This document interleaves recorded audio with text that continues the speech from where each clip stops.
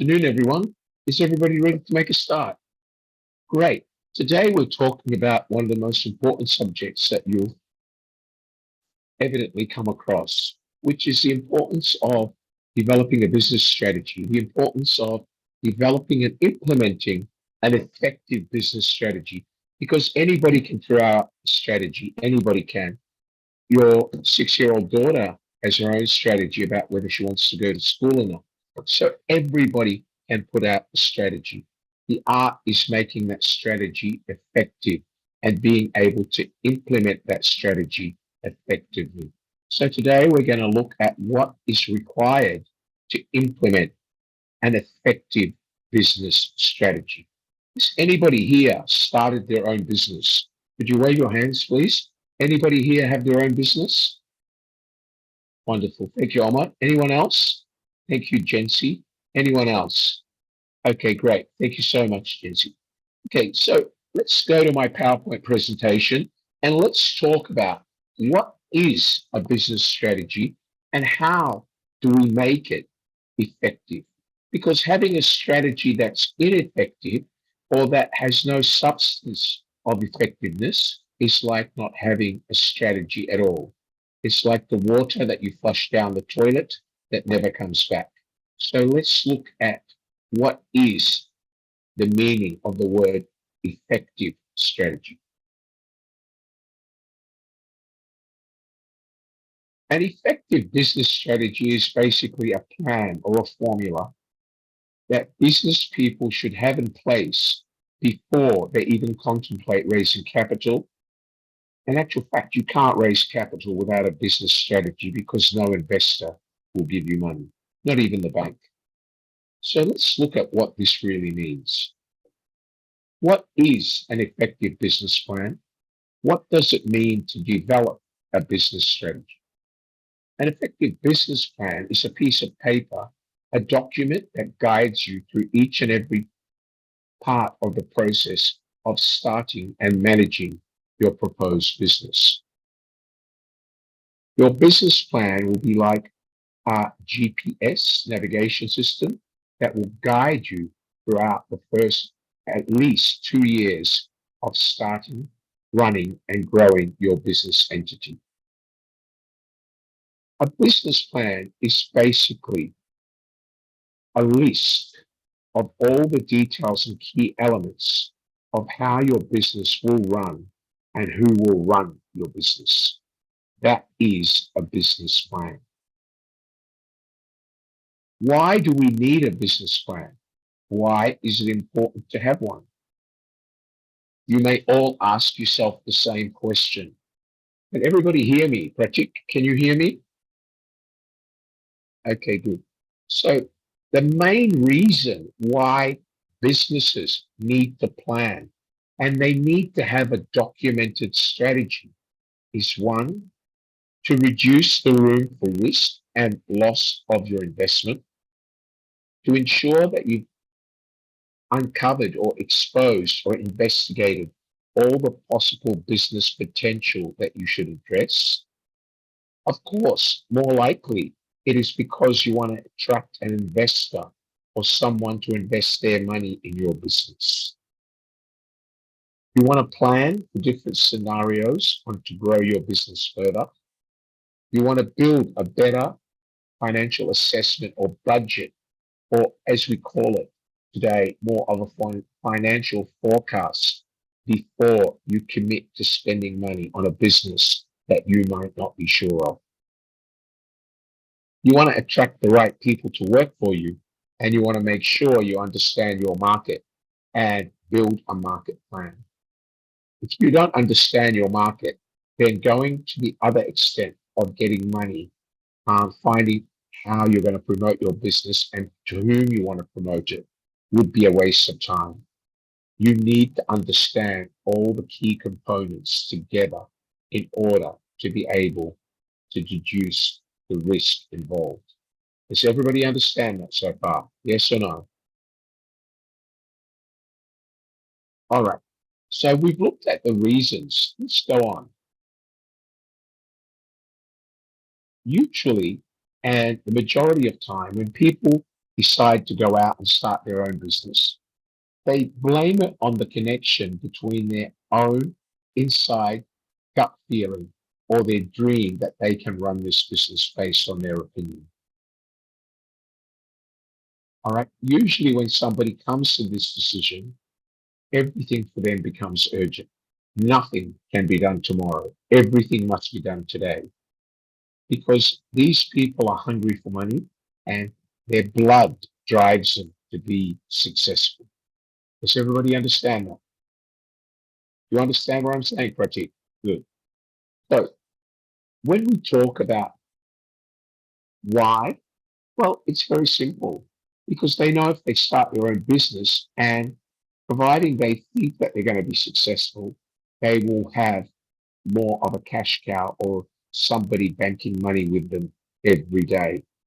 That is the core motivation for any person that starts a business. It's all about the money. The other issue is when people have a fixed mindset, when they don't allow themselves to think out of the box or to change the way they think, they have this perception that they're not good enough to start their own business. They usually tell themselves, I'm no good to start a business. I'm a failure. I'll lose the money. Therefore, I'd rather keep working at a factory. I never want to be rich. Can I ask you, how many of you are in that category? Is there anybody here in that category? Put your hand up. Anybody here in that category? No one? Are you sure? Is there anybody here that questions whether they have the confidence to start their own business? Put your hand up. Okay, I have one hand up, and that went up from. Okay, great, excellent. I've read that. All right, so no one should be afraid of starting a business. And if you are of the latter and you haven't started a business because you're waiting for a miracle to come and give you a business on a silver spoon, that will not happen. That will never happen. Okay, let's go and answer questions. I have a question here from Rajan Chetri. Hello, Rajan, go ahead. You Hello, need to sir. unmute your microphone. Yeah, go ahead. You have a question for me? No, sir. I have a raised hand because of sir is asking something like Okay, go my ahead. What would you like to ask? sir told no. Raise your hand for those Okay, who. thank you. Okay, thank you. Thank you, Chetri. Thank you. Thank you, Mr. Yes. Chetri. Okay, so as I said, some people have negativity, but it's time to overcome that negativity. All right, let's keep going.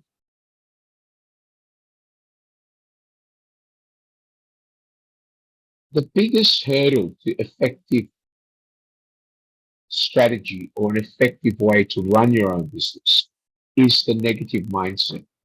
It's a mindset which tells you that you're not good enough and you don't feel confident enough to run this business.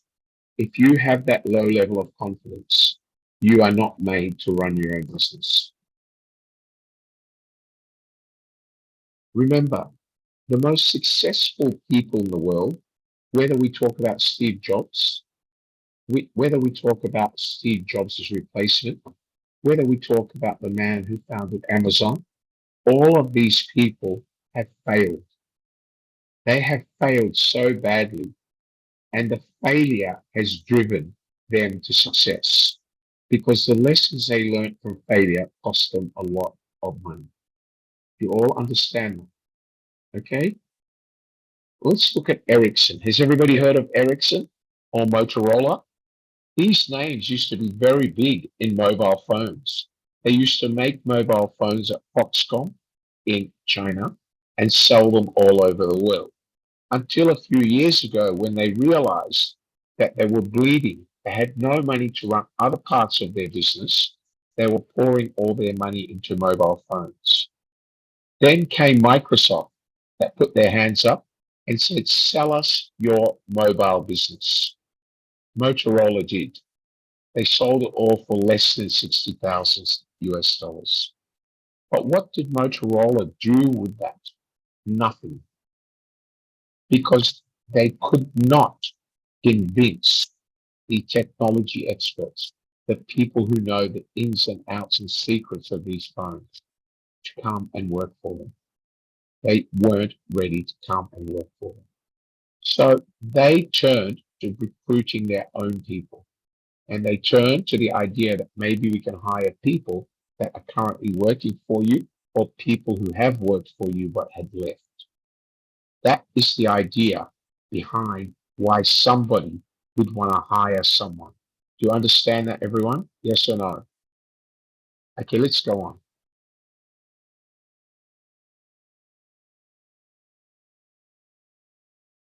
Why do people want to start their own business? Why do they want to lead? It's because all of these actions lead to a desire to look smart and therefore a tendency to feel like you have defeated the challenges in your life. The challenge may have been you being able to not answer a question because you don't know a fact. However, if you can overcome that tendency and stop worrying about what's behind you, start worrying about your future, you will overcome that tendency easily. You need to ignore things that are negative. You need to develop a positive mindset. If you feel threatened by the success of others as a result, fixed mindset individuals and companies may plateau early and achieve less than their full potential. What do I mean by that? If you hold a job as a supervisor in your company and your company gives you certain limitations, okay, that's fine. But if you go out into the open world and take your job and try to volunteer for community leader or uh, uh, what can we say, community club manager or anything like that. You need to be able to step away from the bureaucracy. You need to have your own mind and think in your own mind using your own brain. What should I do to resolve this problem? Or should I just copy what they told me when I was studying? Okay. Having an open mindset requires you to be proactive. Does everybody understand that? So if you feel threatened by success of others, that's good.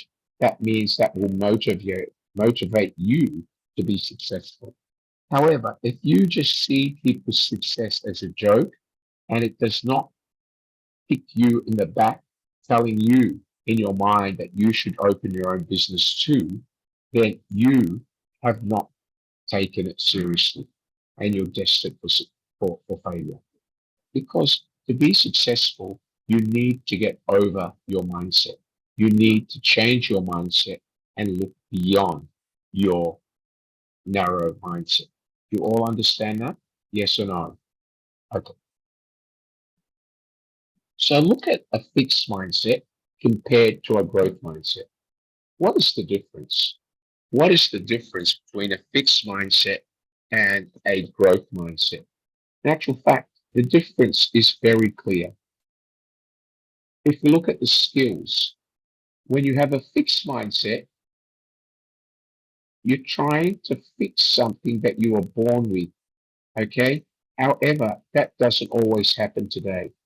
With a growth mindset, you should always be learning about new products, new services, and always be thinking of how I'm going to fix that if this were to happen. But as long as you remain focused on what used to happen with the misconception that you can fix it when you can't, then you have an issue. Does everybody understand that? Okay. The challenges, the obstacles. If we're looking at a fixed mindset, there always is something that you want to avoid because you're afraid of the challenge. All right. And that could go to say that you're afraid to talk about it. because you have no confidence in it or you don't have the skill. The challenges are really critical because without challenges, there's nothing that will motivate you to move forward. If you wake up, if you wake up in the morning and you're not challenged to do something or to actually be excited about doing something, then your ability to be successful is reduced. The probability of you being successful is reduced. Does everybody understand? Yes or no? Okay, good. So the next element we need to talk about is the effort. How much effort do you have to put in order to be able to achieve your dream? With a growth mindset, effort is critical because the more effort you put in, the more motivation you send to the intelligence side of your brain. But if you have a fixed mindset and you're growing up in the same mindset that your father, and his great grandfather growed up in, then you would be saying to yourself, what's the point? I live in a poor country. My government's corrupt. Why should I try? I will always be poor. If you have that mindset, you will never be successful. Does everybody understand that? Do you understand that, Rajan? Rajan Chetri, do you understand? Can you wave your hand, Rajan? Thank you, sir. Okay. The next one is feedback. Feedback is two-way communication or a discussion about someone or something.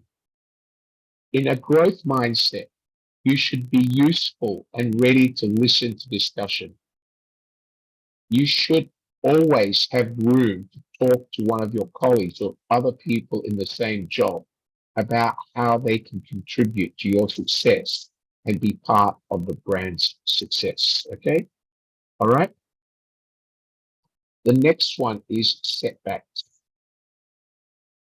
What sets you back? You have to accept that as a fact.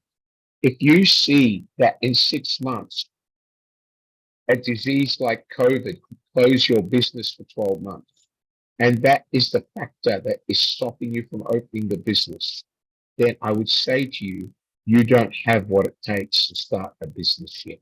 Wait. Does everybody understand what I said so far? Yes or no? Thank you very much. All right, so let me close this and let me ask some questions. Bear with me for a moment, would you?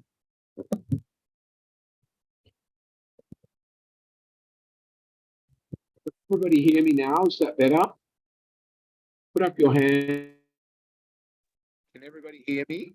Good, excellent. So let me ask you, how many of you are scared to start your own business? Put up your hand.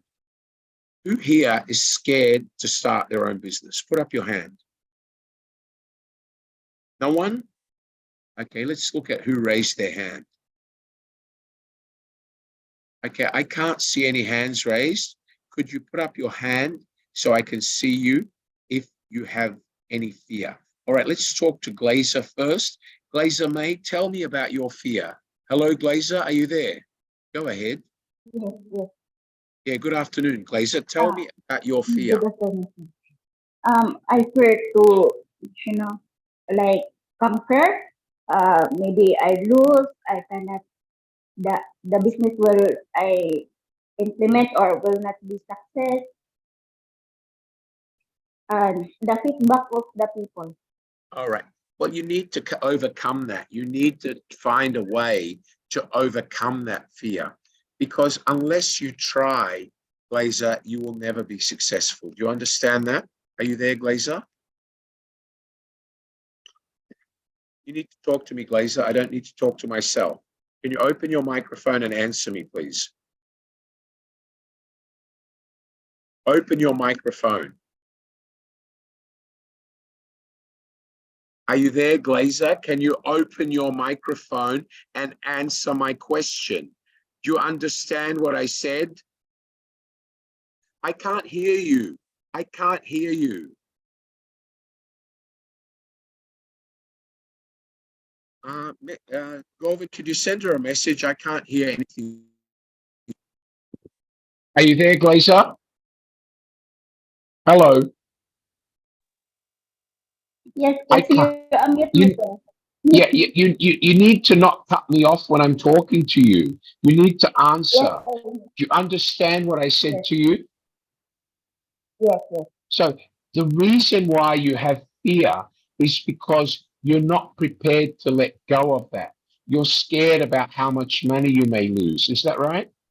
yes, yes, All right. But you see, Glazer, unless you have the confidence to try, you will never be successful. No one is successful unless they fail. If you are trying to be an effective businesswoman without losing money, that will never happen. In order to make money, you must learn by losing money first. Do you understand that? But what you can do is minimize the amount of money that you lose. Do you follow what I'm saying? yes, yes, All right, good. I'll come back to you. Who else had a question for me? yes. Put your hand up, please. Anybody else? Anna, you have a question, Anna? Anna Lyra Beloso, you have a question. Go ahead. Unmute your microphone, Anna. You want to talk to me, Anna, or not?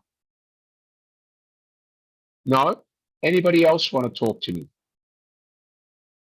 Okay, let me talk to some of you. Janice, where's Janice gone? Are you there, Janice? Okay. All right. What about you, Domingo? Are you there, Domingo? Do you understand what I said about an effective business strategy and the right mindset? Can you open your microphone? Are you there, Domingo? Hi, Domingo. Can you explain to me what you understand so far? Your microphone is muted, Domingo. You need to fix your microphone, sir. I can't hear you. All right, let me go to someone else. J- Jacqueline, are you there, Jacqueline? Domingo, it's really important that you're proactive and talk to me. Otherwise, you don't benefit from the session. You need to be able to open your microphone and talk to me. Okay, Jacqueline, are you there, Jacqueline? Hi, Jacelyn. Tell me, what have you learnt so far, Jacelyn? Yes, Hello, yes, are I you can there? hear. Yeah, what have you learnt so far? Uh, Sorry, sir, I lost my connection a while ago. I just All came right, back. okay. Please listen carefully. We're talking about developing an effective mindset, having an open mindset so that you have the motivation to start your own business strategy. Do you understand what I'm saying? Yes, sir. Okay, good. Let me go back Thank to you. my PowerPoint. Okay. When you have a growth mindset, that means an open mindset. It means that you're prepared to take the risk. Failure illuminates. Areas for improvement are seen as an opportunity to embrace and become better. But if you don't have a growth mindset and you're always living in a protective mindset, a narrow mindset, you will never be able to start a business because you're not prepared to take a risk. Does everybody understand that? Yes or no? Do you understand that, Lindsay? Yes or no? Open your microphone. Do you understand what I said? Open your microphone. Govind, can you teach Lindsay how to open her microphone, please? I want to talk to you. Don't use your hand. Talk. Hi, sir. You need to answer, Lindsay, when I call on you, Yes, sir. please. Do you Yes, understand I've what been I trying mean to by a unmute it. growth? That's okay, gorgeous. Do you understand the difference Yeah. between a closed mindset and a growth mindset? Yes, sir. Good A girl. closed mindset is that you are not open to change. You That's don't right. accept. Yes. And the growth mindset is having the ability to accept failure and try again. Very good. Wonderful. Thank you so much. Thank you. I'll talk to you again shortly. Okay, let's go on, guys. Both individuals and businesses may greatly differ in the way they think. Usually, if somebody's already in business, they probably developed a strategy some time ago and they're fixed on that strategy. So if they have an open mindset, they would be continuously reviewing their strategy. But if they had a narrow mindset, that means that they will never be more successful. They will just keep going the way they are. So, in order for a business to keep growing, in order for a business to keep becoming more and more successful, they need to have a growth mindset. Does everybody understand that? Yes or no? Do you understand that, Jason? Yes, sir. Thank you. Excellent. What leads to a desire to learn, therefore a tendency to grow? Okay. An open mindset, the mindset where you have a growth mindset in place will help you to embrace challenges and motivate you to go into a situation where you're challenged. It will help you be confident and deal with the fallbacks or the setbacks as they happen. It will help you to recognize every time you grow and how much that growth means to your business entity. It will help you to learn and accept criticism, because if you don't learn and accept criticism, you can never be successful. Hopefully, an open mindset will help you get inspiration from how other people have been successful, and it will encourage your appetite to risk so that you take a risk. It may be a small risk or a little bit bigger risk, but at least you'll have the mindset that says, I will make this work. All right. So a growth mindset is a mindset that wants to keep changing, keep evolving. A fixed mindset is a narrow mindset, like my great grandmother or great grandfather who never changed. Does everybody understand that? Yes or no? Wave your hands. Yes, sir. Good, excellent, thank you. So, if we take the recent years, many people suffered loss. Many people lost money. COVID-19 crippled businesses. COVID-19 made businesses fire starve. Businesses had to shut.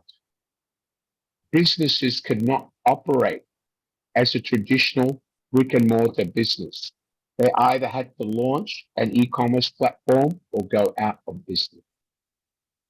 But in order to overcome and survive COVID-19, many business leaders had to say to themselves, I know that I've always done it this way, but no more. I need to find a new strategy and be more agile.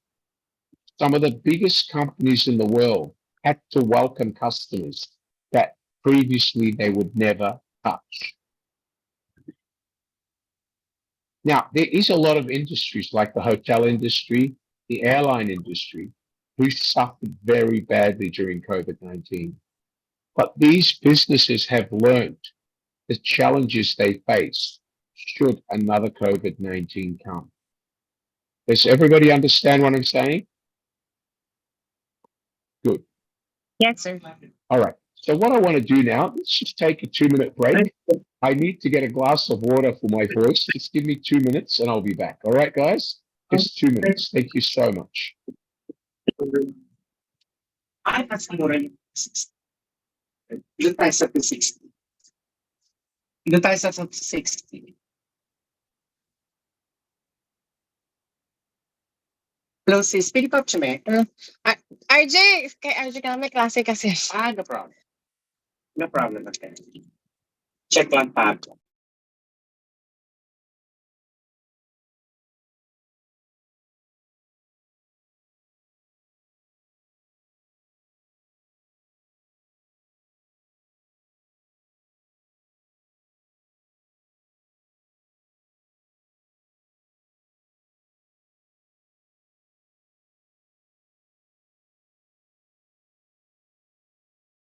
All right, so let's go on.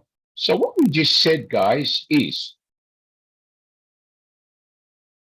the deeper you're able, the deeper you're able to open your mindset and think out of the box, the more successful your business can become. Let me go back and talk to some of you. Let me go back and talk to some of you. Let's take a simple scenario. Let's take a simple scenario. Every time you go to the supermarket, you walk around the supermarket and buy meat, chicken, or groceries. And Pratik probably goes to the supermarket to buy one chicken and a bag of rice because probably Pratik only knows how to cook one dish. He knows he can put the chicken in a pot of water, boil it, remove the chicken, put rice in the pot, wait for the rice to cook, eat the chicken with the rice. Hypothetically, and this is just an example, that could be the only dish that Mr. Pratik knows how to cook. I don't even know how to cook chicken and rice. Okay. So I'm not a cook. I only know how to eat. I've got a wife that cooks for me. Lucky for me. All right. But if Pratik walks into the supermarket and the lady next to him says, you know, young man, don't eat chicken. Chicken is no good for you. Why don't you buy a nice, healthy fish? Look, they got live fish in the tank. How about you order one, they kill it for you, clean it, and you just cook it? Now, Pratik might listen to the lady, but because he's narrow minded and his mother always told him, if you want to cook chicken rice, you know how to cook it. Don't waste money. Don't waste food. You're no good at cooking anything else. He would not buy the fish. He would just walk away with the same old chicken and the same bag of rice. Will Pratik ever be successful? No. Because one day, some beautiful woman is going to marry Pratik, and one day she's going to say to him, honey, can you cook today?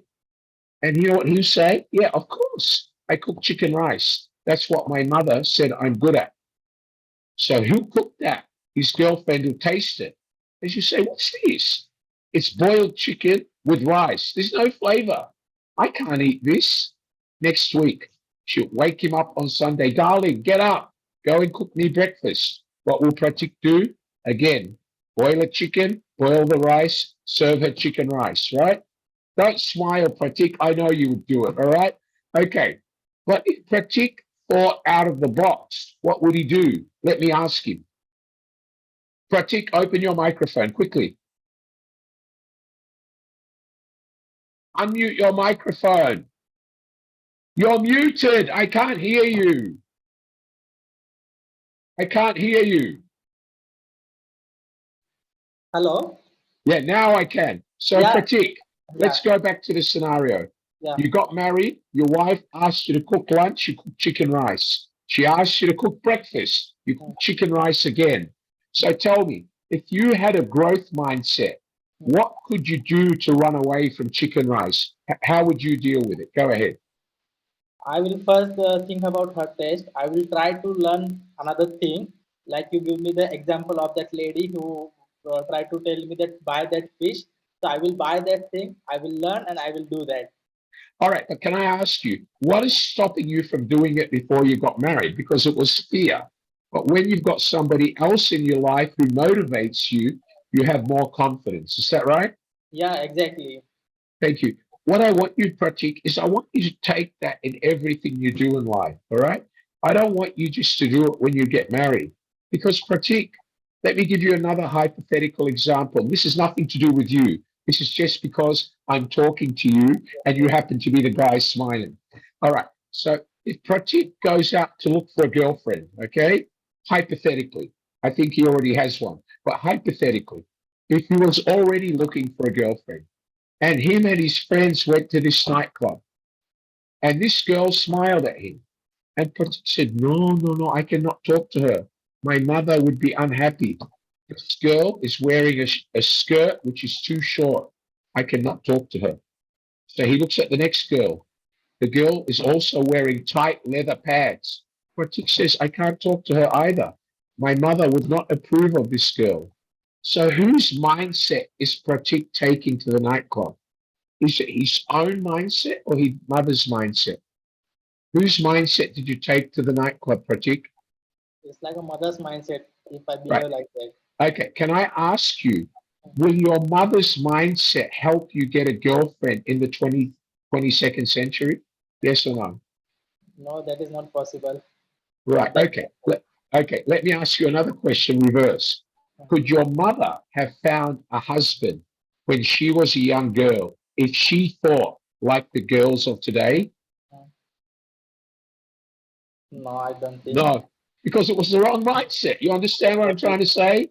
Yes, All right. yes, So do you understand now what I mean about yeah. growth mindset? Are you sure, Pratik? Yes, sir. I understood. God bless you. Thank you so much. Thank All you. right. So let's go on, guys. So everybody understands about a mindset. Let's talk to Richard. Mr. Richard Gallett. Hi, Richard. Talk to me, Richard. I love your orange t-shirt. You've already got a strong mindset. Not many guys would wear an orange t-shirt. Go ahead. I'm wearing yellow. Open your microphone. Unmute your microphone. Okay, go ahead, Richard. Tell me, Richard, are you a narrow mindset or are you an open mindset? I rather choose to be an open mindset. And can you give me an example of how you behave with a growth mindset?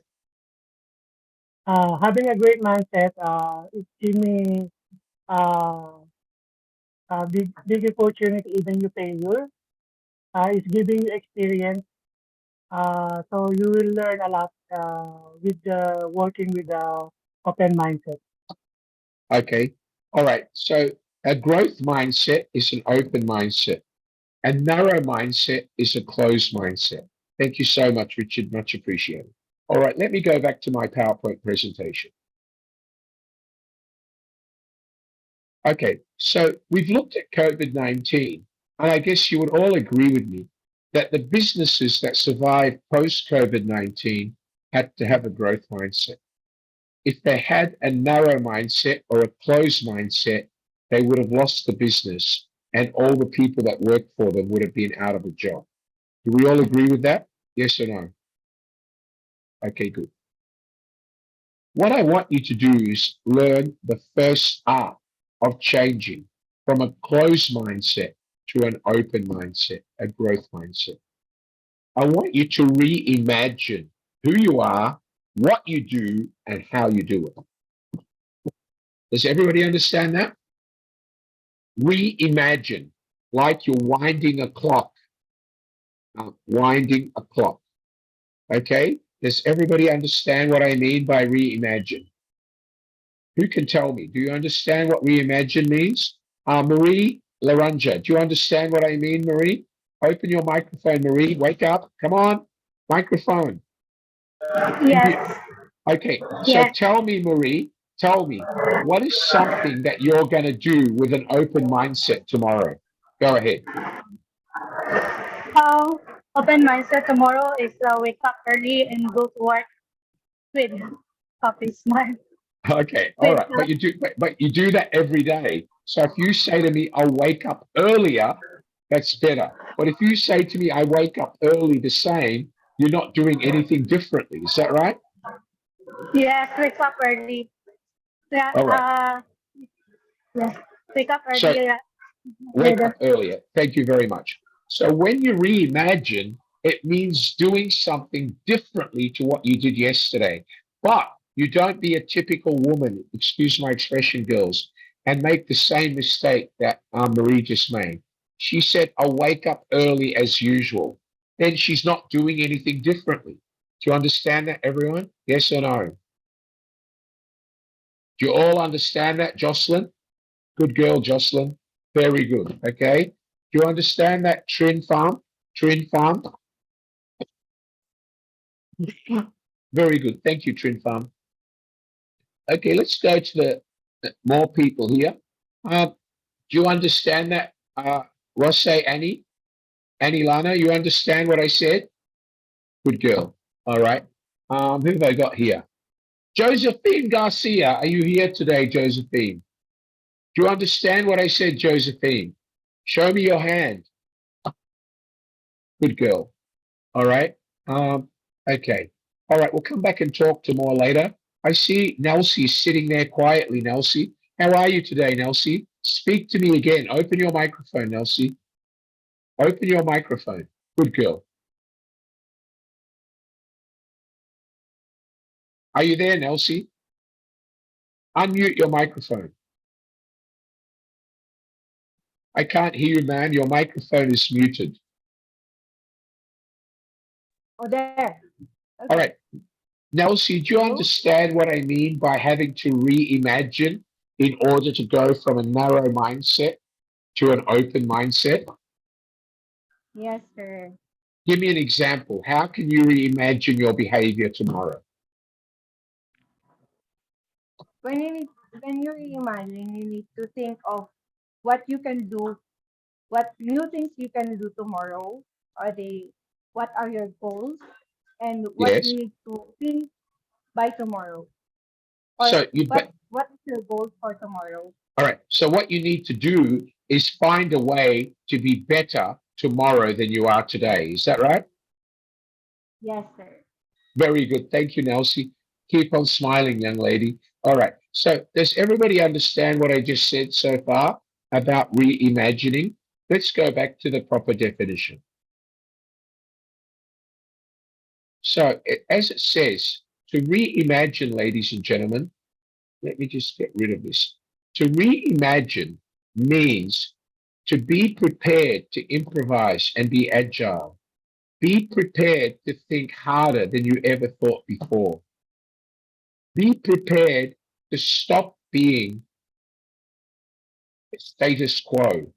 Be prepared to stop accepting that you're just another girl. Start thinking that I'm not just another girl. I'm the most beautiful girl in my neighborhood. Because if you always just think, I'm just another girl, you will always be narrow minded. If you say to yourself, I'm just a poor person, I live in a poor country, there's nothing I can do about it, you will forever be a failure because you're not prepared to reimagine how you're going to change or set yourself a mindset to allow you to change. The deeper your reimagination, the more you think, the more you're prepared to do something differently, the more you'll be able to leverage on your brain and squeeze your brain to take you down a new road. The harder you rethink, the harder you reimagine, I promise you that the result that you come up with will be much better than what you had at the present. Let's look at businesses. Let's look at companies and government agencies. Usually they ride on the thoughts or the mind of several people, not one. And because they have two or three people thinking for that business or for that government department or for that company, they can reimagine through a wider spectrum. But you as an individual should make sure that you reimagine by asking people, by meeting new people and getting their input. Because if you don't, you can never change. The other element you have to talk about is how to replan what you're doing or what you want to do in life. You need to focus on replanning. Do I still want to work as a cleaner? Do I still want to work as a receptionist? Excuse me.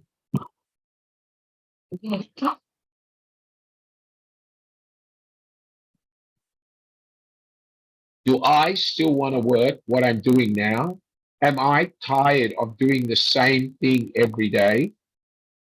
So if you don't focus on where you are today and focus by asking yourself, should I just remain a, domestic servant or should I start planning what I'm going to do when my contract as a domestic server, domestic helper, domestic servant is finished and I want to move on and get a better job so I can send money back to my family, etc.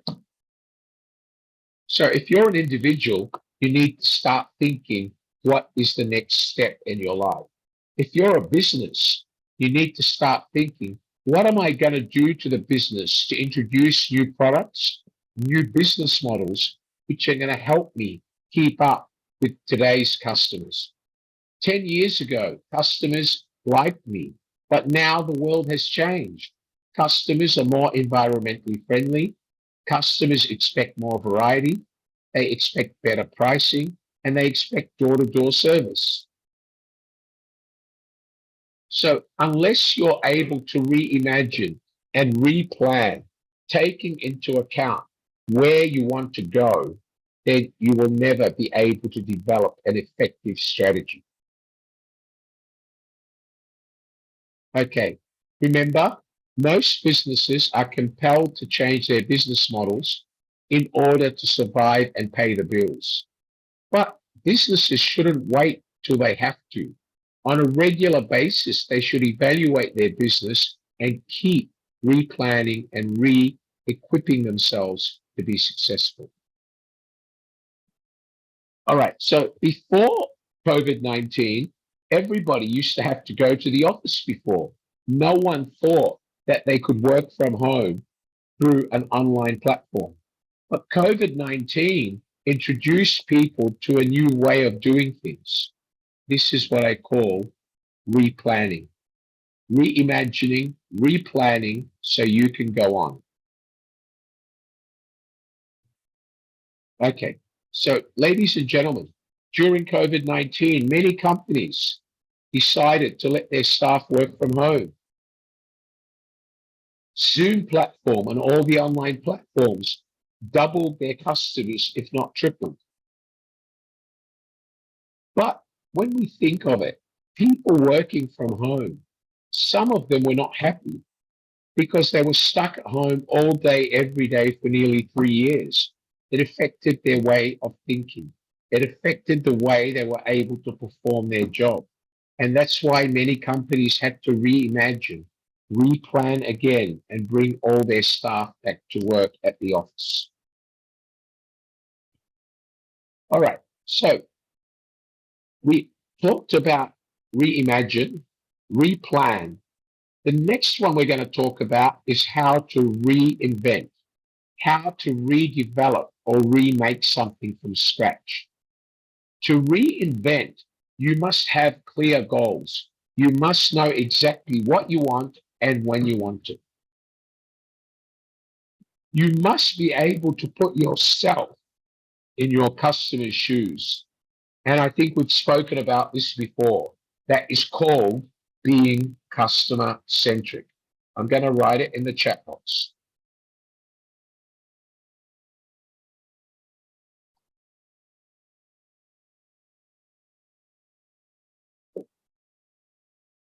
Okay, so does everybody understand what I mean by customer centric? Yes or no?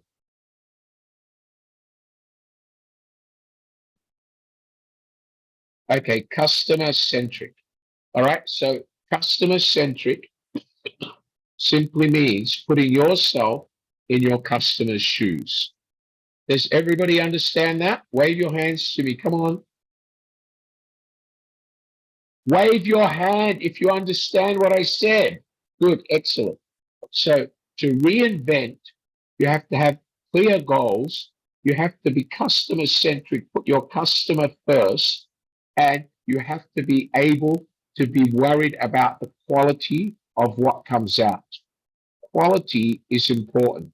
Even though you have goals and you're customer centric, if you don't manage the quality of the outcome, you will fail.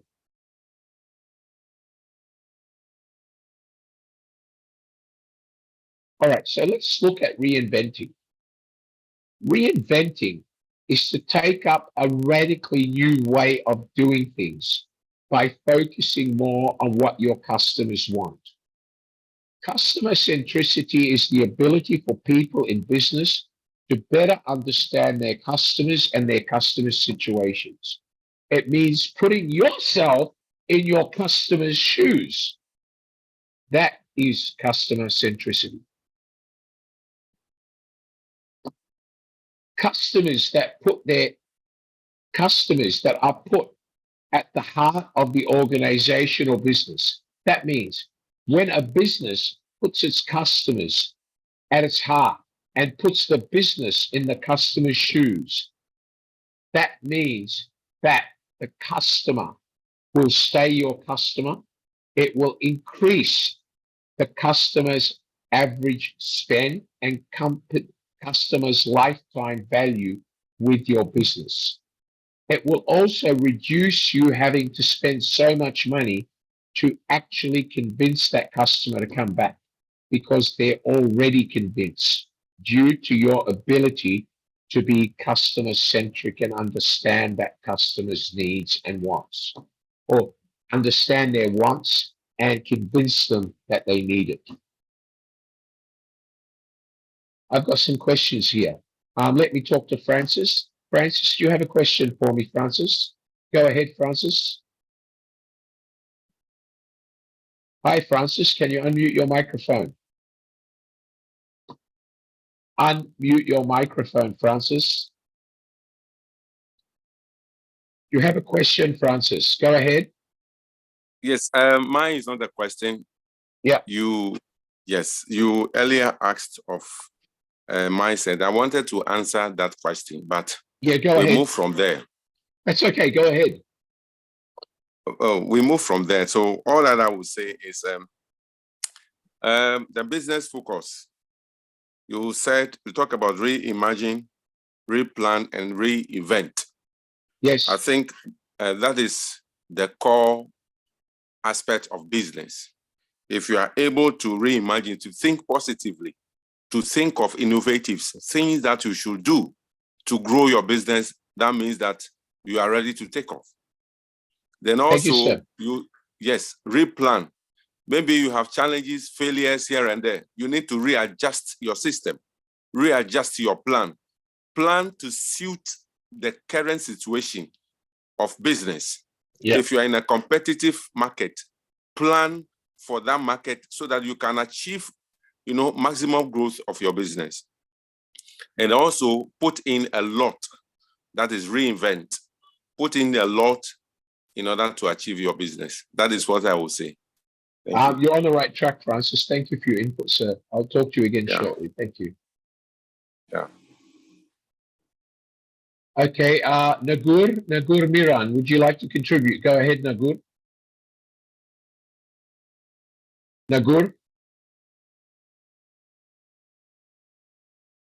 Nagur, would you like to contribute? No? Okay. Rajan Chetri, would you like to say something? Would you like to unmute your microphone, Rajan? Go ahead. Hi, Rajan. Go ahead. Sir, I have one question. Yes. To ask. Go ahead. Like, how can we able to know the customer burning problem? I mean, like, how can we actually How can know you understand your customer? How can we know what the customer wants? That is part of understanding your customer. So before you decide to sell a product, before you decide which product you're going to sell or how much that product is going to sell for, you need to go out and talk to people to ask them, if I were to sell this product, would you buy it? How much would you pay for it? You need to go out and study the market. That's how you get to understand the market. Now, in some businesses, you can rely on market research that's published on the internet, but I do not suggest you consider that as your only avenue. I suggest you actually talk to your prospective customer. For an example, if you wanted to sell sexy bikinis, you need to go out and talk to a group of 50 or 60 girls and ask them, girls, when you go to the beach, do you wear a bikini or you wear a full swimsuit? Which one do you prefer? How much are you prepared to pay for a new bikini? What colors would you like to buy? You need to put yourself in your target market shoes. Do you understand that, Rajan? Give me an example. What sort of business are you involved in? Yes, sir. What sort of product do you want to sell? And that I don't know, sir. That I'm asking, Okay. sir. How? If you had money today, what sort of business would you open? Give me an example. Like pharmacy, sir. Pharmacy. I want to sell. A pharmacy. You want to become a pharmacist, right? Okay. To become a pharmacist, you don't really need a business plan because a pharmacy is a pre-doctrinated business. A pharmacy sells medicine based on prescription, toiletries, and common amenities. So for a pharmacy, you don't have to worry about what product you sell. The only thing you'd have to focus on is where to open the pharmacy, how high to set your prices, and what is going to make you the best pharmacy in your area. Okay? Now, that may be that all the people in your area want to order their medicine online and you have to deliver it to them. It could be in your area that there's a lot of young girls that want to buy makeup. So you have to have a larger range of makeup in your pharmacy. But a pharmacy is a pharmacy. So as long as you follow the trend of all pharmacies, the only thing you have to ask yourself is what do the customers in my area want? So they don't go to the other pharmacy, they come to my pharmacy. Do you understand that? Yes. Okay, do you understand your answer, Rajan? Yes. Good, excellent. Okay, so let me go back to my presentation, please. So we said here that because of COVID-19, businesses had to reinvent. They had to reinvent when COVID-19 struck by letting people work from home. And sometime after, they had to reinvent by convincing their staff that they had to come back. Apple threatened to fire people if they don't come back to the office. Tulsa in India was going to fire people if they didn't return to the office because working from home was no longer a sustainable method.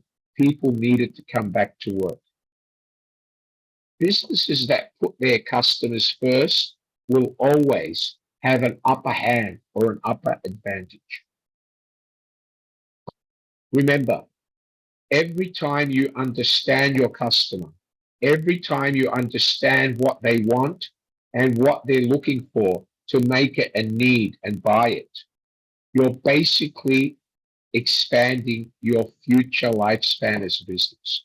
What you're doing is you're reducing the cost of getting new customers, and you're going to make a lot more money from your existing customers to make you profitable.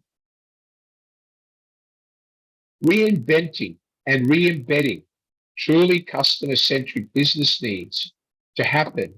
Otherwise, the result will be a quick death. If you're not eccentric, if you're not customer-centric, if you don't replan, if you don't redesign, if you don't reinvent, you will fail.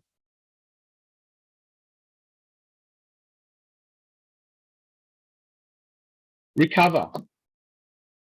You need to be able to cut your losses. If you are in a type of business where you've lost money due to COVID-19 or lost money because of strategy failure, from the time you open from being narrow-minded to a growth mindset, you will be one open to learning from your mistakes. And when you are in a growth mindset phase, you need to be ready to understand what your losses or mistakes are and make an effort to recover. Does everybody understand that? Remember, we said in business, you have to be open-minded. Make mistakes, fail. The harder you fail, the more successful you will be. Okay? The other part is you need to always continuously scale up in educating your staff, teaching your staff how to readjust to working from the office and becoming comfortable working from the office again. Now, a lot of companies have already done that. COVID-19 has been gone for nearly a year and a half. But you still need to keep motivating your staff, because some people still think that working from home is okay. Why should I come to the office? And when they do come to the office, they've got a negative mindset. Why make me come to the office? Does everybody understand that? Yes or no? Good. So by recovering, you need to leverage. You need to leverage on everything available to you. If your government offers you grants to re-leverage or to realign and accelerate your business, you need to look at that. Many governments around the world are now offering assistance to businesses to recover from what they went through during COVID-19. For example, if you are a university and a lot of students no longer want to come and study on campus because during COVID-19, they enjoyed studying from the comfort of their own home and their exam results showed that they got better results. So you may want to introduce a new e-learning platform by which they can study and do their exams. That is one situation. So you need to reinvent, you need to recover, you need to invest money in order to be able to recover and make more money. You need to seize opportunities. What do I mean by seize opportunities? It means eat every opportunity that comes before you. Do not let any opportunity go uneaten. Can I ask you all, if you have a cat or a dog and they're hungry and you put food in their bowl, will they eat it or will they walk away from it? How many of you think they'll eat it? Put your hand up. Come on. So you have to be hungry. You can never let anything go by. You can never assume that it's okay, I'll do it tomorrow. You can never do that. You need to be focused. Does everybody understand what I'm saying so far? Yes or no? Remember, I said to you before the break, it's always important to seize every opportunity, encapsulate every opportunity. Never say, don't worry about it, go till tomorrow. Always be hungry for success. Be agile. Be ready to change. Be ready to take risk, because if you won't take risk, you can never be an entrepreneur. No risk, no success. If you do not fail, you will not succeed. Failure equals success. Nurture and support the right environment for growth. Always be open-minded. Look for opportunities and don't be afraid to learn and go into a new direction. That is part of having an open mindset. Acquire new mindsets and have the best brain and talent by learning more about your business and what you need to know in order for it to grow and be more successful. Okay, let's keep going. Let's look at the airline industry. Airlines need to bolster their resilience by increasing their cash reserves. Now, if airlines look at all the money they lost during COVID-19, they lost hundreds of millions of dollars. But airlines have bounced back very strongly. Now that COVID has gone, people are traveling at enormous numbers, more than they traveled before COVID-19. Why did that happen? Because airlines had to reinvent travel. Travel is no longer the way, excuse me, travel is no longer the way we know it before COVID-19. Travel today is a lot more competitive. A lot more airlines are competing against each other. There is a lot of airlines that have brought back the larger aircraft, the A380 to cater for demand. Okay, a lot of the airlines have reduced the number of employees in order to cut costs and keep their prices controlled for their customers. So what have they done? They've improved their ability to reduce costs by managing supply to meet demand and basically providing a more focused product based on what travelers want post COVID-19. McKinsey's, a world firm and consultancy, did a survey of more than 5,500 passengers. Um, and they revealed a potential long-term challenge. The share of respondents who say they plan to fly less to minimize their environmental impact rose 5 percentage points. Okay, so what is McKinsey saying is people now are more conscious that during COVID-19 they didn't travel for 2 years. Maybe they don't need to travel anymore because during COVID-19, instead of traveling, they use Zoom, they use online communication face to face with a camera. They no longer found it important to travel. Now, there is a growth in the number of people with that mindset. But regardless of that mindset, the number of people who have chosen to start traveling again has been on a continued rise, climbing the ladder. And airlines are reaping the rewards. Let's look at the distribution industry. During COVID-19, shipping lines could not load and discharge cargo. Factories closed. There was no goods coming out of factories to go to distributors and to go into supermarket and shop shelves. Now, post COVID-19, demand for goods and services has increased. That means factories have to produce more often. And that means that the distribution industry, the logistics industry, as well as the procurement industry, have to work harder in order for the products to reach the end consumer. Look at Amazon. Amazon now have warehouses in some 20 countries. The majority of their warehouses are operated by artificial intelligence with people to monitor and support the artificial intelligence.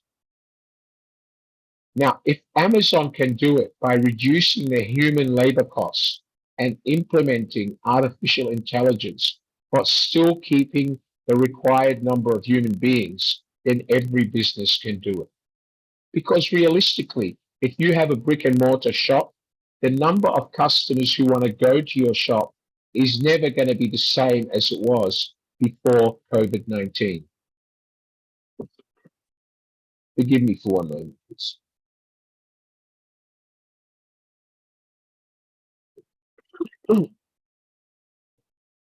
Okay, so COVID-19 restricted the way we operated. It restricted the income of retail. It restricted the income of factories in China that were forced to close. No goods were coming out of China. No goods were reaching other countries. China is one of the largest goods producing countries in the world, and it feeds many economies. There's a demand, but there's no supply. What happens when you have demand or no supply? People look for other alternatives. Let's look at another business. Let's look at the semiconductor business. Semiconductor industry's aggregate annual growth could average 6 to 8% a year up to 2030, resulting in a $1 trillion industry amid the growth of remote working, AI, and demand for electric vehicles.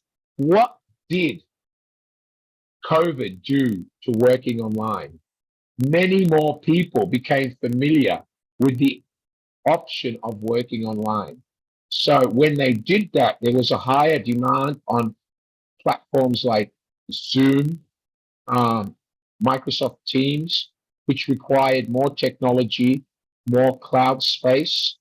And in addition to that, people learned that during COVID-19, supply of petrol fuel became scarce and some countries ran short, and people started learning about alternative modes of transport.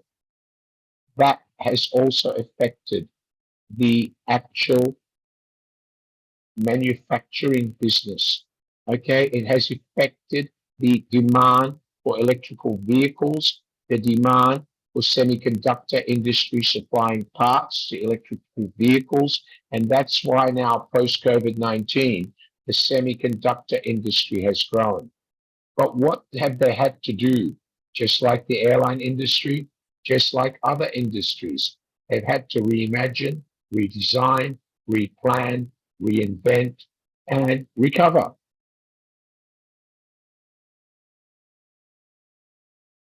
Let's look at the healthcare industry. The healthcare industry, hospitals, patients were sick, hospitals were closed, hospitals were full. They couldn't take any more patients. Hospitals learned how to prioritize. So if you went to hospital with an injury that wasn't serious, even though before COVID you would be treated in half an hour, now you were left for days in pain to suffer because there were people that were more sick than you. Hospitals never want to turn away patients because they make money, but they did during COVID-19. The healthcare industry now has learned how to reprioritize its priorities. Now, when somebody goes to emergency, they ask more questions about how urgent is it, and they make sure that they prioritize who a doctor will see first. The healthcare industry have created more partnerships with other hospitals. So if they have an overflow of patients, they can share.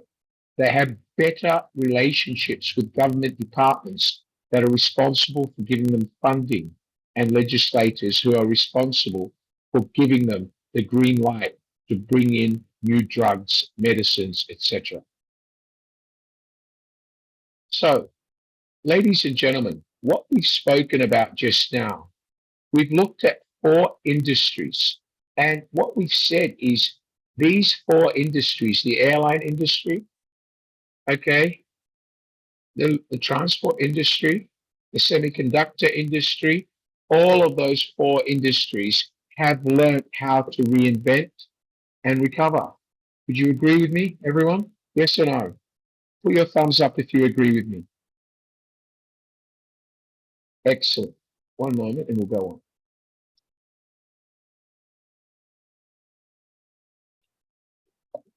on. Okay, so let's go on. Now that we understand that, now that we understand the airline industry, the semiconductor industry, the transport industry, all of those industries, and the healthcare industry, we understand the impact that was brought on them by COVID-19, and we understand how they have had to change in order to succeed. That is a fact of life. Could I ask you all to switch on your cameras? I do remind Awais Ilahi, Ana Rose Fernando, and anybody else in here that unless your camera is switched on, you may not get a certificate for attending today's session. One of the mandatory requirements to get a certificate and a copy of the material is to have your camera switched on. I'm just reminding everyone that if your camera is not on, there is a chance that you will not receive a certificate and you will not receive a copy of the PowerPoint material after today's lesson on Monday. All right, let's go on, guys.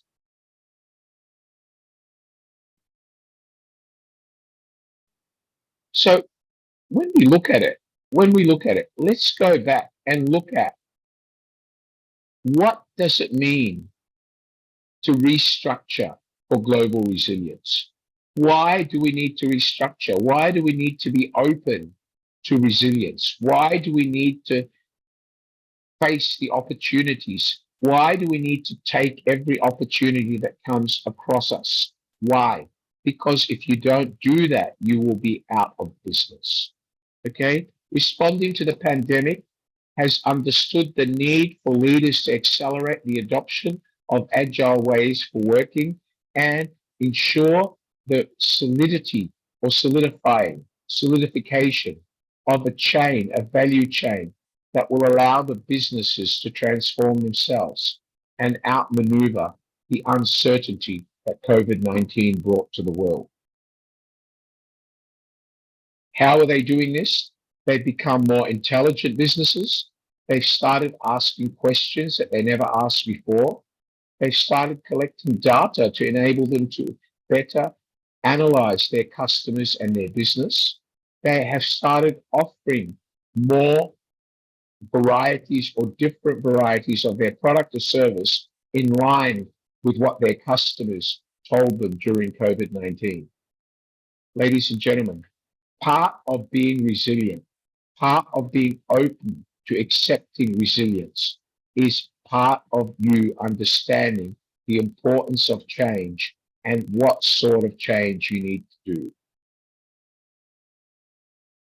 Any intelligent business with a proper business leader, a proper team of people in management who are focused on redeveloping, restructuring, reorganizing, has to have a capable, dynamic team who constantly looks at the business and what it's doing.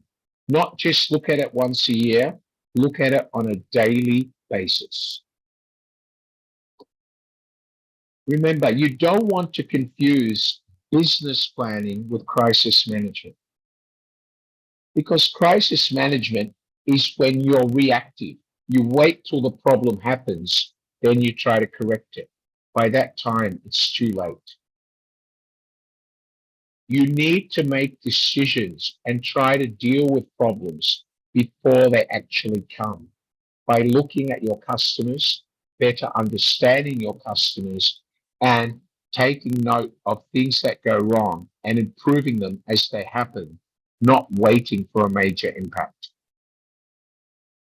You don't wait till the fire burns the whole neighborhood down. You try to stop the fire.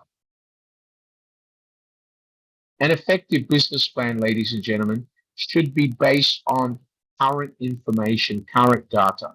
It should include specific information about the business, as well as other details such as an industry outlook, the target audience you want to reach, the services and the products you want to sell, and how much or how you're going to market your product, and where are you going to get the money from. All of these are required answers in a business plan that you need to answer if your business is to be successful. Remember, any business needs to have, number one, needs to have a vision. It needs to have a mission. It needs to have objectives and a strategy. And they need to outline how they're going to implement those strategies or that approach. What are they going to do? How are they going to roll out their business over the years? And what is their tactic in making sure that they understand their customer and put themselves in their customer's shoes? Remember, vision, mission, objectives, strategy, approach, and tactics. Does everybody understand that? Yes or no? Okay. Any business plan needs first an executive summary. It needs a mission statement. It needs to talk about what the company's background is and how it was started. It needs a clear definition of a product or the service that you're going to sell, and the plan on how you're going to market it to your audience or your perceived customers. You need to make sure that you've done a SWOT competitor analysis and other competitor analysis. You need to make sure that you have exercised an understanding of what the customers want by putting yourself in their shoes. You need to have a plan on who's going to operate this business and how you're going to deliver those goods and services. And you should have already started to identify or select the people that will make that happen. You should set a specific timeline for it to be done, and this should be documented in your business plan. What are the critical ingredients of an effective business plan? They are the executive summary, the description of the business, the markets the business will operate in. What market are you going into? Which industry are you competing in? A SWOT analysis. A management team and personnel with their qualifications clearly outlined in your business plan. The products or services offered, and who is your target audience that you want to sell them to? How are you going to market these products or services? And what is your plan to get money to make this happen? Do you have money or you're going to raise finance?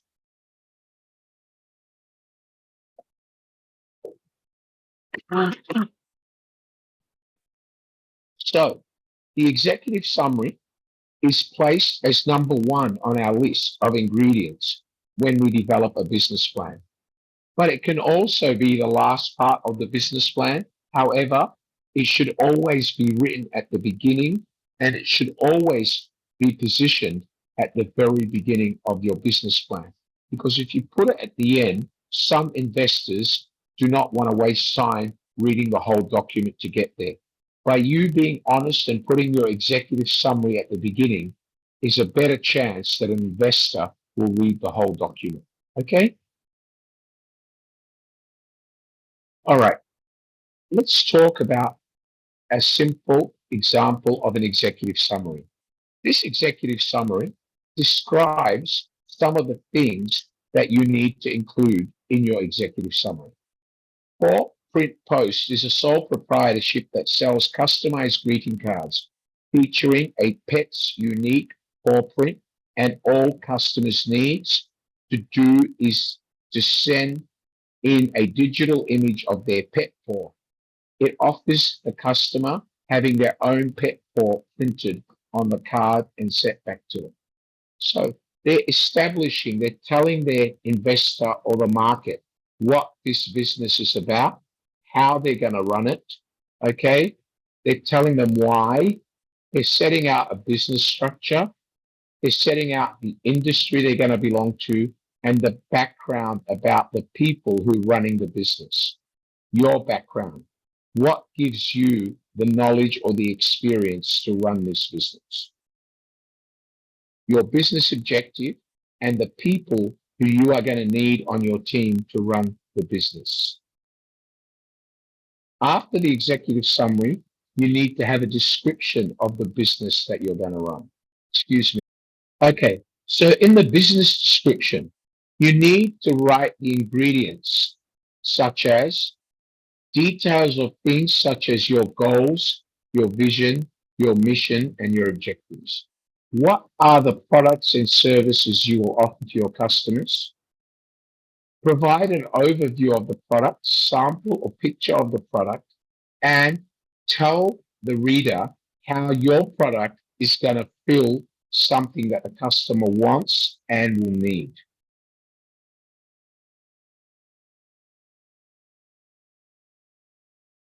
The markets the business will operate in. You need to tell the reader what is the market you want to go to, how well do you know that market, what does a typical buyer look like, how much money do they earn, what is their sex, what is their gender, what is their job, what is their age, and does the business have the hallmarks to actually cause a problem for its competitors because you are more innovative, you are more advanced, or will you just be like your competitors? All of this should be in your document, which covers the description of your business. Okay.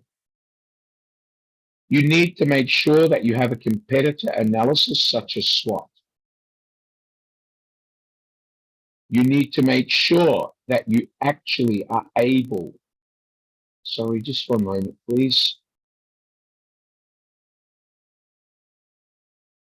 You need to be able to analyze your competition, competitor analysis. And I will be sending you a copy of this template together with the PowerPoint on Monday so you can use it for reference. And if you decide to use it, you can fill it in and send it back to me. And I will give you feedback whether this is suitable for the type of business you're thinking of or a type of business you're working in.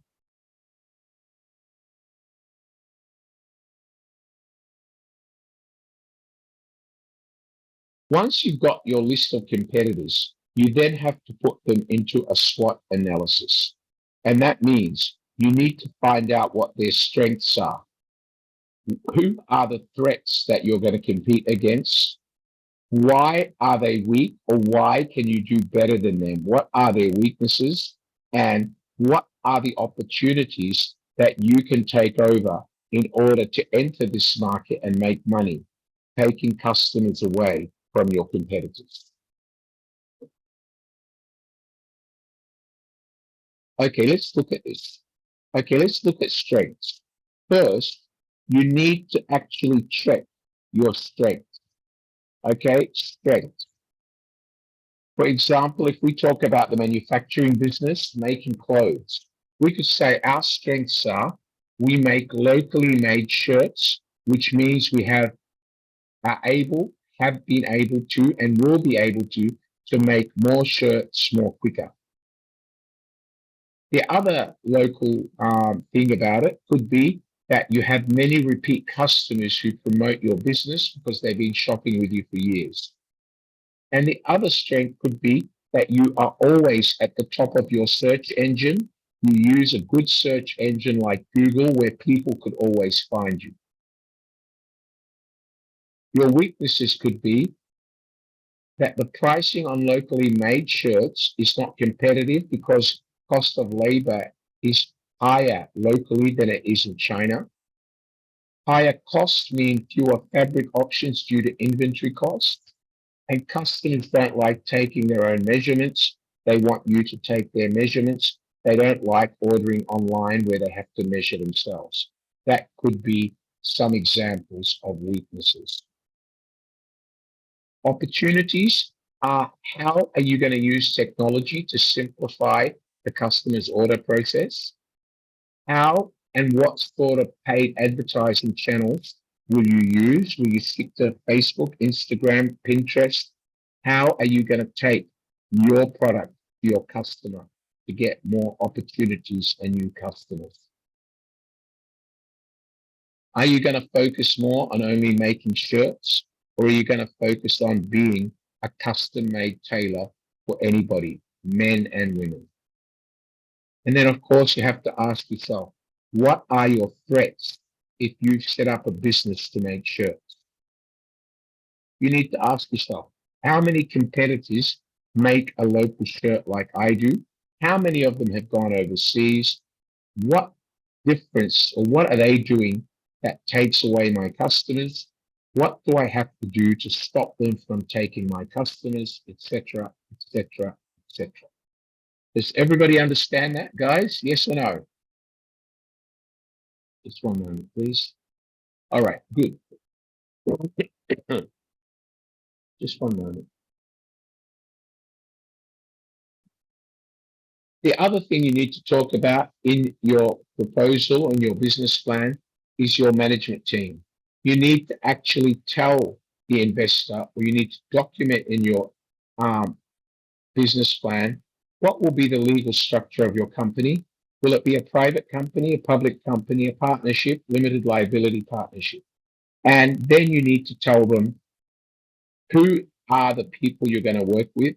Have you identified them, or are you currently identifying them? I don't mean as customers, but as your staff. You need to actually define the products and or the services that you're going to bring to your potential customer base. You need to actually outline what marketing you're going to do, how you're going to do it, and how much you're going to spend on it. You need to have a financial plan. You need to set down how much money you have, how much money you've spent already, how much money you're going to need to actually make the business profitable, and how long will it take. Now, everybody here might think that they're good enough to start a business, but not everybody can be a good strategist. Let's look at different types of strategists, and then I want you to tell me which type of strategist do you think you need to be successful in developing your company policy or your business strategy and implementing it successfully? The first breed is what we call the king strategist. This person is a know-it-all. He thinks he knows everything. He's strong and independent. He's usually holding a very important job like a CEO or managing director. He has a clear vision of where to take his business, and he's capable of thinking forward and being prepared to take a risk. What are his strengths? He has strong, well-founded ideas about where to take his or her company for the next 2, 3, 4, or 5 years. And he has been successful every time he tries something.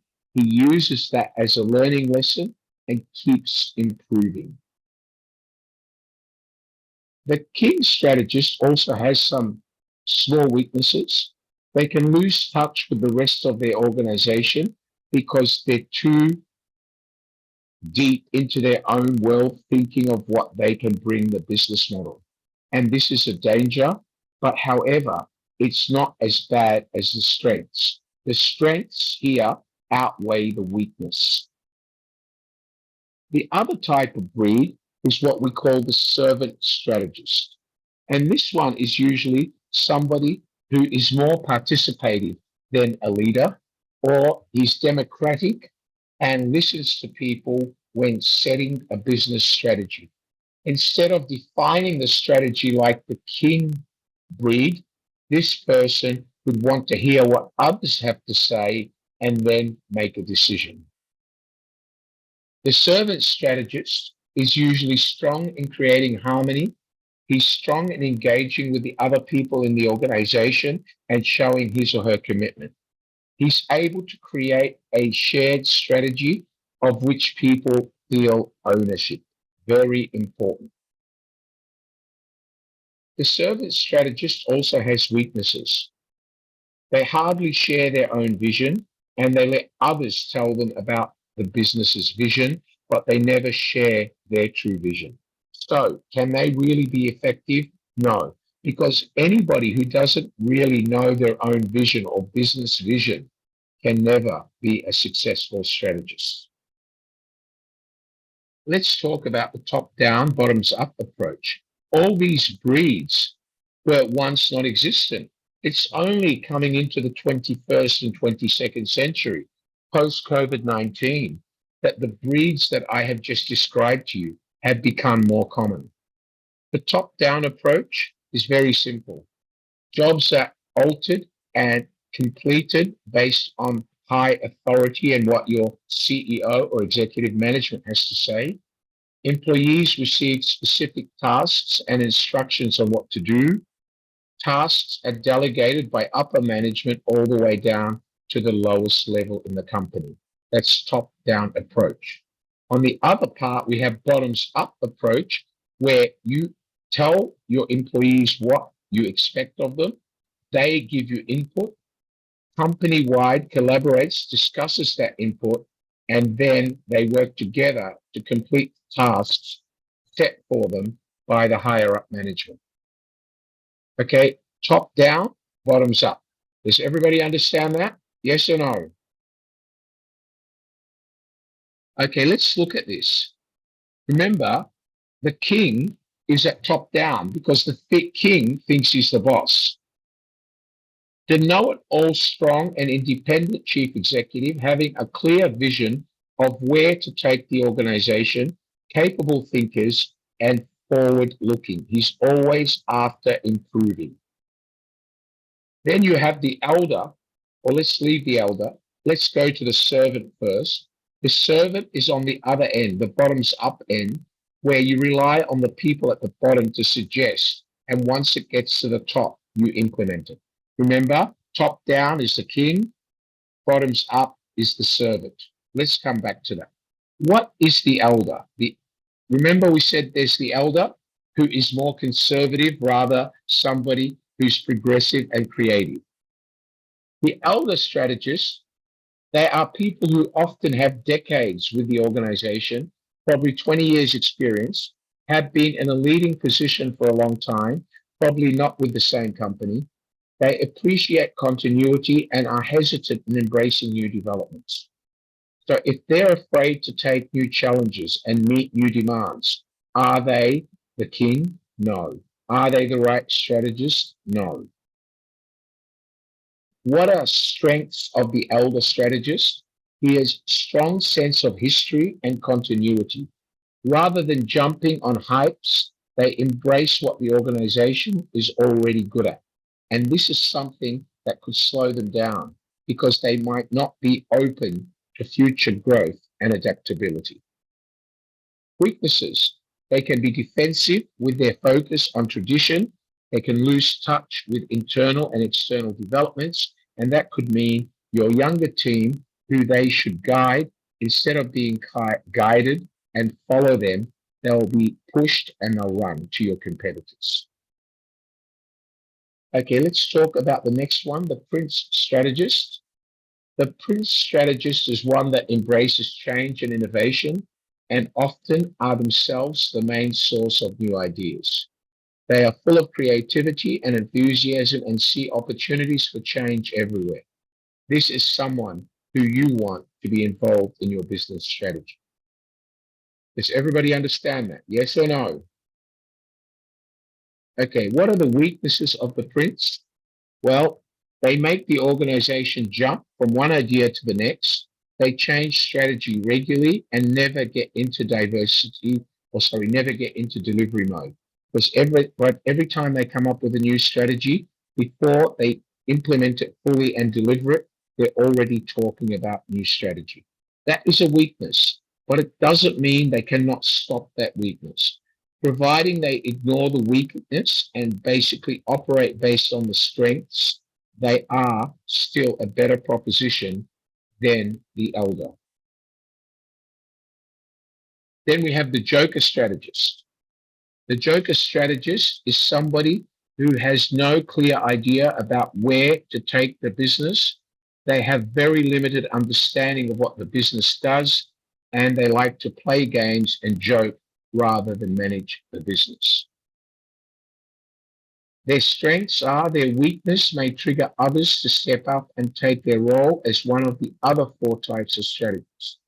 So this particular strategist could easily be pushed aside by somebody below him to become the strategist that this person is supposed to be. This is very much a motivational type of strategist, and it is a little common, but not that common today, post-COVID-19. All right, so let me ask you, what type of strategist do you think you are? Are you a king? Are you an elder? Are you a prince, or are you a servant? Or are you just a joker that sits directly below the king? Okay, let's talk about this. Who wants to answer me first? I want everybody to give me an answer. Let's start with Pratik. What type of strategist are you, Pratik? One word. Go ahead. Unmute your microphone, Pratik. I can't hear you. Hello. Yeah, what sort of strategist are you and why? I should be choose like a king strategy because Right. Why? because now I understand how to focus on the all the things and how I can take like a bird view in an organization to understand how to handle the employee, how to handle the clients, and how to deliver the client what exactly they want. Okay, thank you for your input. Good start. Thank you. Jency Nario, can you tell me what sort of strategist would you consider yourself? Go ahead, Jency. You there, Jency? Go ahead. Hi, Jency. I can't hear you. You're muted. Are you there, Jency? Hi. Okay. Yeah, go ahead. What For sort me, of as a strategist do you beginner, think you are? I can say that I am under the servant strategy Are you the joker or because what? I am still open. Or yes, You're the prince, are you? as of the time being, I can say that I no. Okay, all right. Hold on. I'll come back to you. Let me just share the screen so she can tell me which one she is. Hold on. Servant. Okay, which one are you? Tell Servant. me. Which one? Can What you is it hear me? called? Servant strategies. Sorry? Servant. The prince or the elder? Servant. Servant strategies. Okay, all right, the servant. You're a servant, right? So Servant. you're a servant, right? You're at the bottom, this one? Yes. Okay, so why do you think you're a servant? Because you think you're good at Yes. suggesting Because ideas from the bottom? Is at that this why? time, Go ahead. Why? yes, as a beginner, I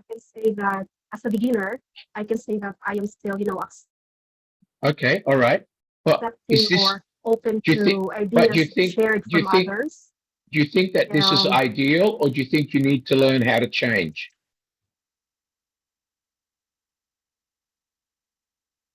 Do you think this one is ideal, or would you like to change? no, servant first. I'm sorry, No, read its servant. name. Which one? Read its name. Which one?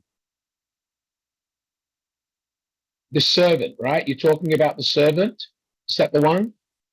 Yes, All right. So do you think it's okay to be a yes. servant all the time, or would you like to learn to become a king? No, You want to I stay want a to learn to servant. become a king. Okay, very good. So you want to move from No, here to prince. Is no, that right? I want to learn to become a king eventually. Okay, well, that's what I'm saying to you. So you're going to From a go from servant to servant king. to prince and prince to king, right? Or you want to go direct? You want to go direct to king, right? Yes. Okay, well, that's what I I- said before, and you said no. So everybody should be focused on becoming the king. Very good, very good. Okay, good. All right, let's go to the next person. Who else is going to talk to me? Raquel, which one do you think you are, Raquel? Raquel? Are you there, Raquel? Okay. All right, let's talk to Richard. Richard, what strategist do you think you are? For me, I rather choose from start to elder.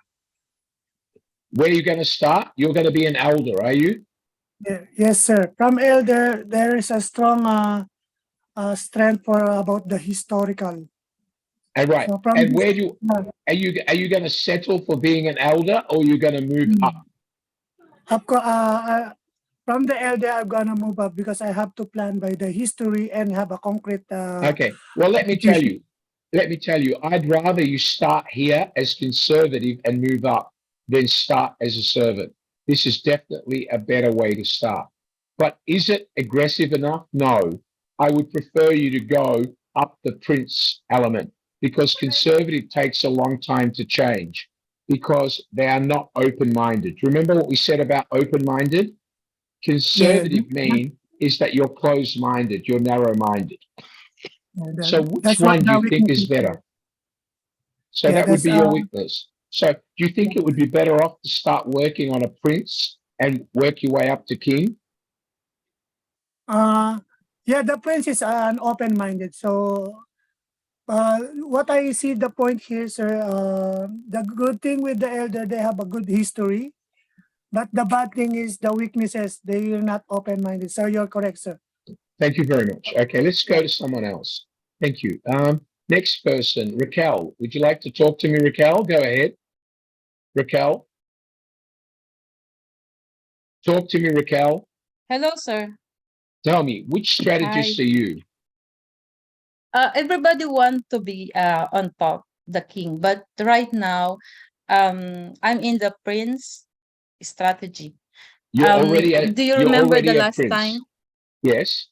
Yeah, do you remember the last time that we talk about the business that I feel that I'm failing because Yes. of the suppliers that I'm getting, Right. Did and you then take my you give advice? me some advices. Did you take my Yeah. advice?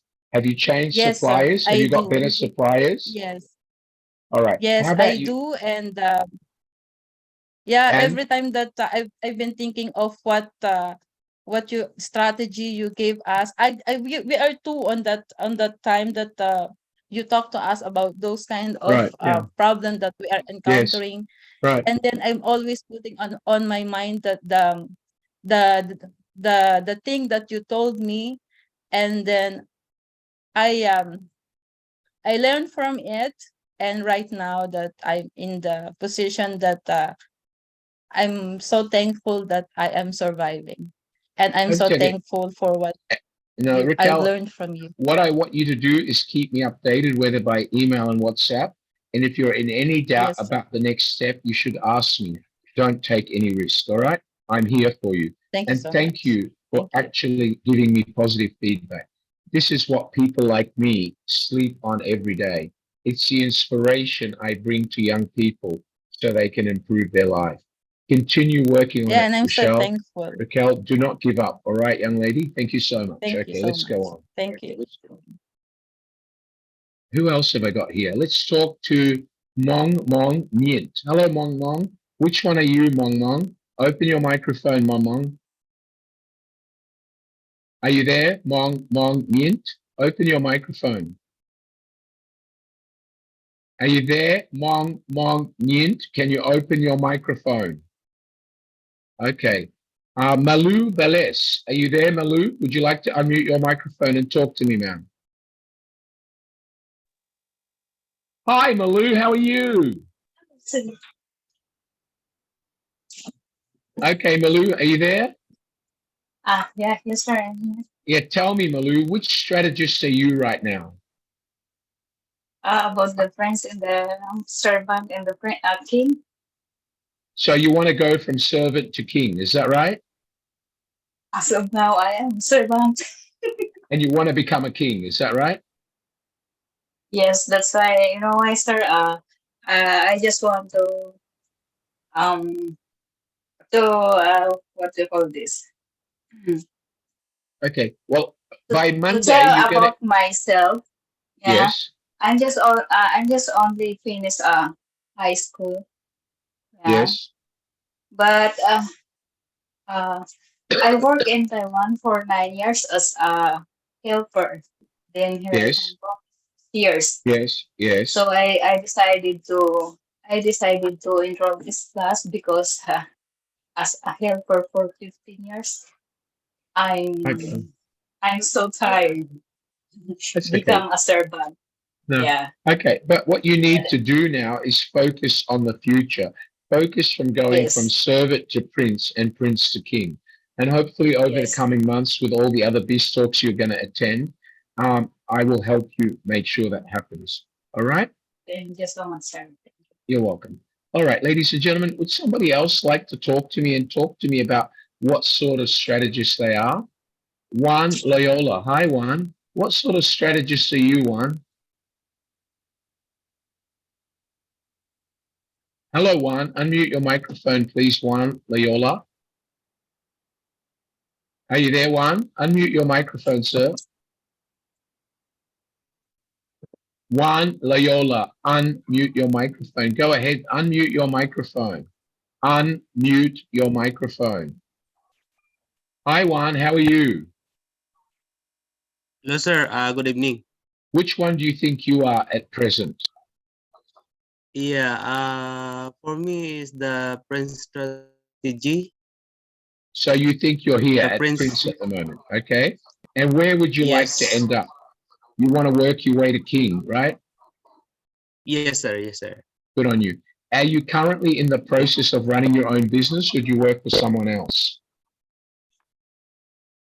For now, I have already planned to start my business maybe 6 months later. Okay. And we have a plan on that. So, and Okay. maybe, Do you think these lessons are helping you? Have you learned anything from today's lesson? yes, very much helping. All right. So listen, if you Yes. need any help about anything you're unsure of, you're welcome to send me a WhatsApp or an email.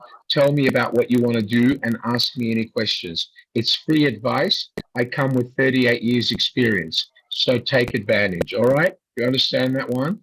Yes, sir. Yes, thank you very much. My I pleasure. really appreciate it. You're Yeah. welcome, my friend. That's what I'm here for. Okay, guys. So remember, guys, that you must remember that the breeds of strategists is really important. Everybody should one day become a king. If you start as an elder is somebody with a narrow mind, not open minded. This person here will take longer to adjust. A prince is a good place to start. And from here, you want to go to a strategist. Okay?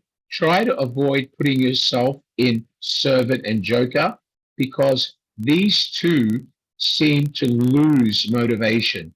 They seem to think that they're not important. Remember the weaknesses we said about them? All right, remember the weaknesses? We said that a prince is able to spot new opportunities. The servant, because they hardly share their own vision and let others do this, they may easily be seen as weak or indecisive. You don't want to be a servant. Okay, and the other one we want to look at is the conservative one, the elder. It's too slow. Okay, the servant is at the very bottom. You definitely want to be either a prince or a king. Some people said joker, but you see, a joker is like the elder. It will take you too long to share or to change because as a joker is non-decisive and he makes everything is a joke for them. So I would suggest that the elder is better than the joker and the prince is better than the joker and the servant, but you should all be aiming to take the king status eventually.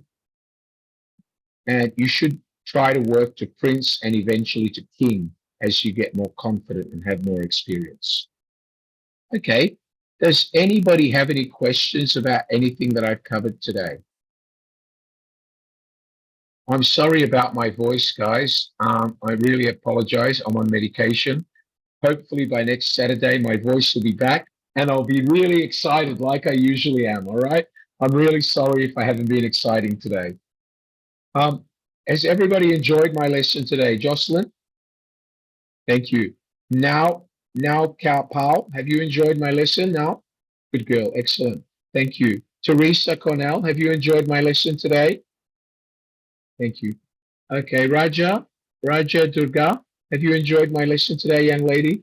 Good girl. Ladies and gentlemen from Wali Rada here in Singapore, I thank you for joining me for BizTalk 75. From me and my host, hold on, before I go, I've got a question. Mary Grace, would you like to ask a question? Go ahead, Mary Grace. Would you like to ask me a question before I go? No? Okay, all right, Mary Grace has run away. Okay, go ahead, Francis. Are you there, Francis? Go ahead, unmute your microphone, Francis. I missed the later parts of the lecture. But I would like to ask, when is the certificate going to be ready? You'll get the certificate within 7 days together with the PowerPoint material. Okay, providing you attended the whole session, you were interactive, and your camera was on, my clerk will send out the certificate in 7 days, sir. Okay. Then I also want to find out if there are going to be any lecture again. This BizTalk is run every Saturday on the first, the second, and the third Saturday of every month. The first Saturday, second Saturday, and third Saturday of every month. So next week will be another session called the leadership, and then the week after will be another session called BizTalk. The only week where there is no session is on the fourth Saturday of every month, so you can spend that with your family. But on week 1, week 2, week 3, every week, I encourage you and any other students to join me for BizTalk or leadership. Okay? That's great. That's great. My pleasure, sir. I look forward to seeing you again. Thank you, sir.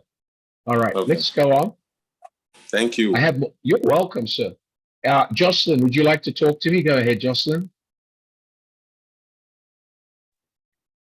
Hi, Jocelyn. Sir, good afternoon. Yeah, go ahead. How are you, sir? Yes, sir.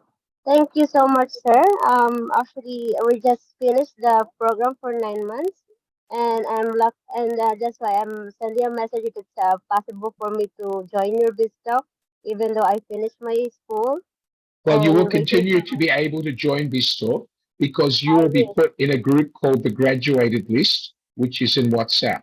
So as of next Saturday, you don't wait to get a message in Telegram. You go to a group called the graduated list and you look for your email, you look for your name there. If you can't find your name in that group by next Friday, send me a WhatsApp and I'll make sure that you've been added. All right? Thank you so much, sir. You're always helpful to It's us. my pleasure. My pleasure. Thank you for being here today. God bless you. Thank you, ma'am. All right, let me go on. Does anybody else want to ask me any questions? Go ahead. Yes, Dixon. Go ahead, Dixon. Would you like to unmute your microphone? Mr. Yes, Dixon. Go ahead, yes. sir. Yeah, I just want to understand. You said for this no select these presentations, are you going to send us?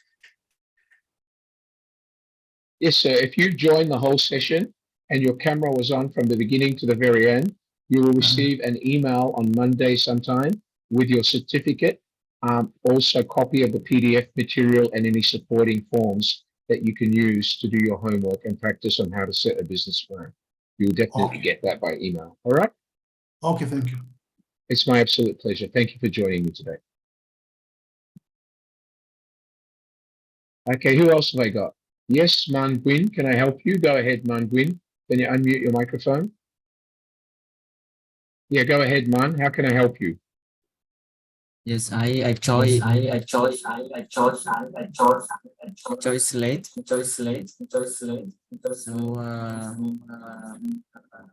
do we have the documents? So after that we can You receive, okay, I can't hear you. There's something wrong with your microphone and it's regurgitating, but you will definitely get an email on Monday night with a copy of the material and your okay. certificate. Go ahead. What was your question, Man? What was your question? Go ahead. What's your question, Man? Okay, Mr. Man, listen, if you have any questions, please WhatsApp me. I'm sorry, I can't hear you. There's something wrong with your microphone. I look forward to seeing you at the next session. Ladies and gentlemen, I'm going to go to the chat box and I'm going to type my WhatsApp number for everyone in case you want to reach out to me.